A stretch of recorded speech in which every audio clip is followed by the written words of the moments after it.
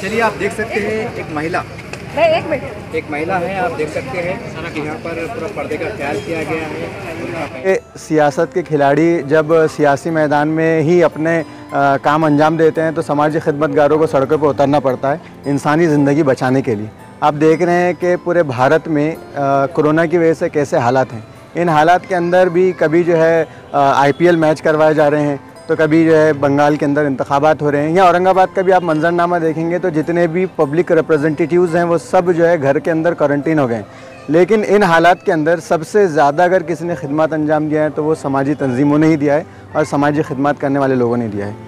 कभी blood donation camp का इनेकाद करके, तो कभी राशन किट्स देकर, तो कभी बच्चों की किताबें और कॉपियाँ तकसीम करके। मैंने ये तक देखा हूँ कि कुछ ऐसी तंजीमों ने भी काम किया है जिन्होंने ऑनलाइन एजुकेशन के लिए सेकेंड हैंड मोबाइल लोगों से मांग कर उन तक पहुँचाएँ और ऑनलाइन एजुकेशन के लिए उनको मोबाइल फराहम किया।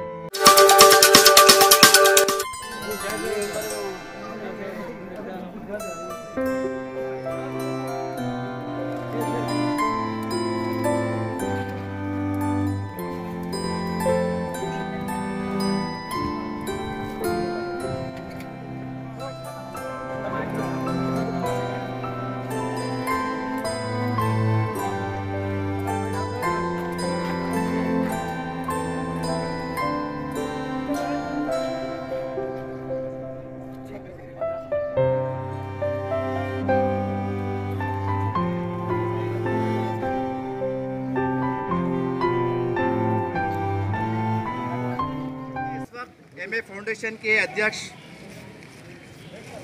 शेख नबी साहब भी लेटे हुए हैं, वो भी अपना खून अतिया कर रहे हैं, डोनेट कर रहे हैं, देख सकते हैं आप।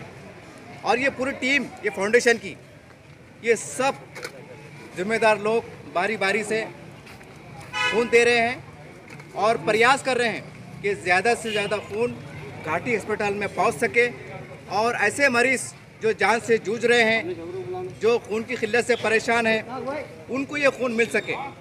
और इनका यही लक्ष्य, बहुत बड़ी सेवा दे रहे हैं। और आज कोरोना काल के अंदर हम समझते पूरे देश के अंदर डॉक्टर्स, सही मानों में एक डॉक्टर्स है, एक आशा वर्कर है, ये एक बहुत बड़े कोरोना योद्धा साबित हुए हैं। हम इनकी सैल्यूट करते हैं, इनके कार्य को। इन्होंने बहुत अच्छा काम किया है देश के हित में। देखिए, जैसा आप लोग जानते हैं कि आज MA फाउंडेशन की तरफ से सादत नगर दरगाह कंपाउंड में एक ब्लड डोनेशन कैंप रखा गया है। मैं देख रहा हूँ कि एक हर 2-3 महीने में, 4 महीने में MA फाउंडेशन और औरंगाबाद घाटी ब्लड बैंक, इनके संयुक्त विद्यमान से कहीं ना कहीं प्रोग्राम्स और ब्लड डोनेशन कैंप हो रहे हैं।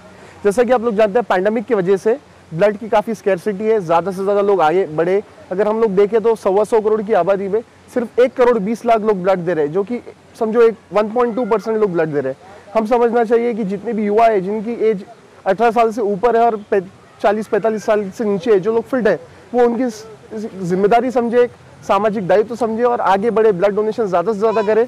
अगर एक माँ तो एक बार जन्म देती है, दूसरा जन्म इंसान को तब मिलता है जब वो ब्लड डोनेशन करके किसी और को जन्म दे। तो मैं समझता हूँ कि अगर आप एक बैग ब्लड देते हैं तो उसके 3 कंपोनेंट्स में डिविडेशन होता है और वो 3 कंपोनेंट्स 3 पेशेंट्स के लिए जाते हैं। तो ज़्यादा से ज़्यादा लोग आए, आगे बढ़े, ब्लड डोनेशन करें। ये आपके लिए भी बहुत अच्छा है। 24 घंटे में आपका ब्लड रिकवर हो जाता है बॉडी में और 90 डेज में तो आप ऑल एंड फिट हो जाते हैं। तो मेरी रिक्वेस्ट है, जितने भी नौजवान औरंगाबाद अपडेट्स के माध्यम से मैं रिक्वेस्ट करना चाहूँगा सब लोगों को कि ज़्यादा से ज़्यादा आए और ब्लड डोनेशन कैंप करें। आपका नाम बोलिए। नोमान खान।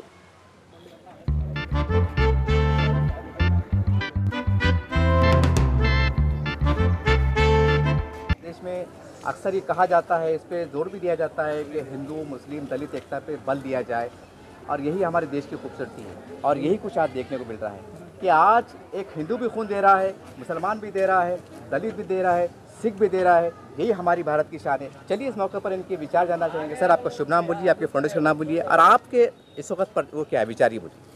नमस्कार, मेरा परिचय मैं आपको देता हूँ।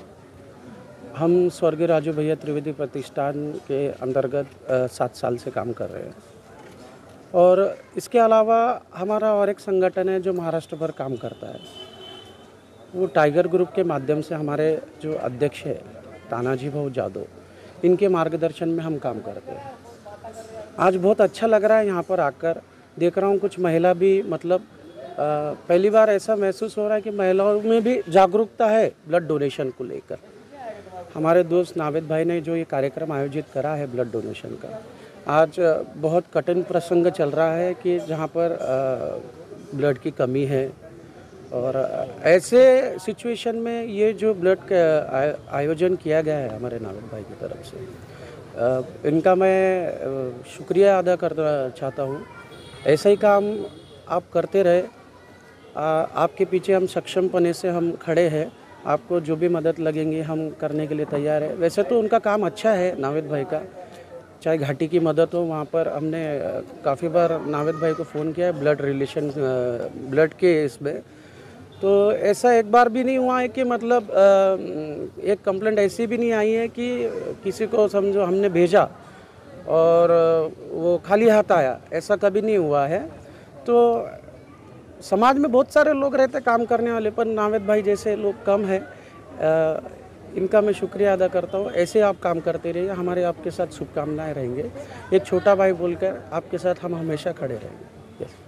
सर पर आपका संदेश बोलिए। मी हनुमान रुळे, शासकीय रक्तपेढीमध्ये जनसंपर्क अधिकारी या पदावर कार्यरत आहे। मी सर्वप्रथम एम ए फाउंडेशनचे खूप खूप आभार मानतो। एम ए फाउंडेशन एक असं एक NGO झाली तयार की जे दर 3 महिन्याला रक्तदान शिबिराचं आयोजन करतं। ज्या वेळेस आमच्या रक्तपेढीला रक्ताची गरज असते त्यावेळेस आम्ही त्यांना विनंती केली की ते तात्काळ एक 8 दिवसाच्या आतमध्ये रक्तदान शिबिराचं आयोजन करतं। मोठ्या प्रमाणात यांच्या NGOमध्ये ज्यावेळेस हे रक्तदान शिबिर आयोजित करतात त्या ठिकाणी मोठ्या प्रमाणात रक्तसंकलनही होतं आहे आणि आणखीन खूप सारे ते सोशल ॲक्टिव्हिटी पण चालवतात। त्यामुळं मी सर्वांना विनंती करतो की जास्तीत जास्त तरुणांनी, नागरिकांनी अशा शिबिरामध्ये सहभाग घ्यायला पाहिजे जेणेकरून गोरगरीब रुग्णांची सेवा करता येईल। आणि तसंच मी एम ए फाउंडेशनला खूप खूप शुभेच्छाही देतो।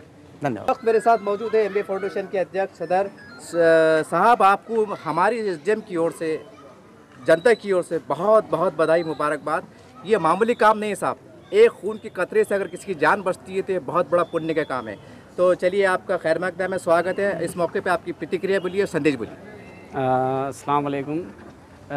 मैं सबसे पहले हमारे पास आए हुए गेस्ट हमारे सुमित भैया, हनुमान रोड़े सर और घाटी ब्लड बैंक, मिर्ज़ा दाऊद आज़ाद और मेरी पूरी टीम एम ए फाउंडेशन की टीम, इन सब का शुक्रिया अदा करता है कि ये सब इन्हीं के बदौलत हमारा जो है ये सब प्रोग्राम चलता है और अल्हम्दुलिल्लाह आगे भी करते रहेंगे इन लोगों का साथ रहा तो।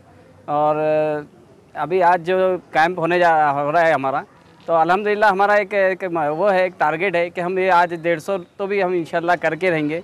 और जो अभी नौजवान बच्चे हैं जो देख रहे, तो आप भी आगे बढ़िए और एक रक्तदान शिविर रखिए और ज़्यादा से ज़्यादा ब्लड डोनेट करिए।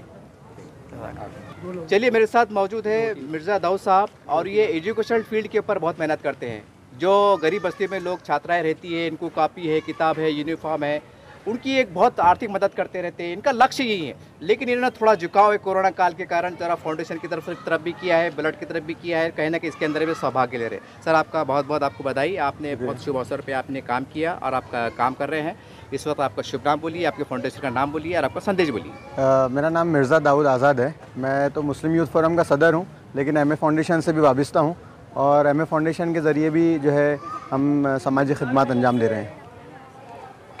और एम ए फाउंडेशन के सदर नवीद भाई और उनकी पूरी टीम को मैं मुबारकबाद पेश करता हूँ कि वो पिछले 1.5 साल से मुसलसल ब्लड डोनेशन कैंप का इनेकाद कर रहे हैं। देखिए, सियासत के खिलाड़ी जब सियासी मैदान में ही अपने काम अंजाम देते हैं तो समाजी खिदमतगारों को सड़कों पर उतरना पड़ता है इंसानी ज़िंदगी बचाने के लिए। आप देख रहे हैं कि पूरे भारत में कोरोना की वजह से कैसे हालात हैं।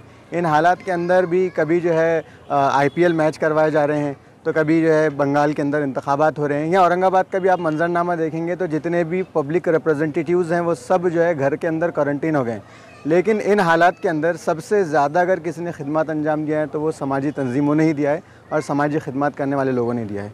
कभी ब्लड डोनेशन कैंप का इनेकाद करके, तो कभी राशन किट्स देकर, तो कभी बच्चों की किताबें और कॉपियाँ तकसीम करके। मैंने ये तक देखा हूँ कि कुछ ऐसी तंजीमों ने भी काम किया है जिन्होंने ऑनलाइन एजुकेशन के लिए सेकेंड हैंड मोबाइल लोगों से मांग कर उन तक पहुँचाएँ और ऑनलाइन एजुकेशन के लिए उनको मोबाइल फराहम किया है। तो ये जो काम अंजाम दिया गया है समाजी खिदमत करने वाली तंजीमों की तरफ से, उनमें से हमारी शहर की एक और तंजीम है एम ए फाउंडेशन, जो मुसलसिल 1.5 साल से ब्लड डोनेशन कैंप का इनेकाद कर रही थी। और पिछले लॉकडाउन जो 1-1.5 महीने का लगा था उसके अंदर उन्होंने तकरीबन 200 से ज़्यादा राशन किट्स भी तकसीम किए।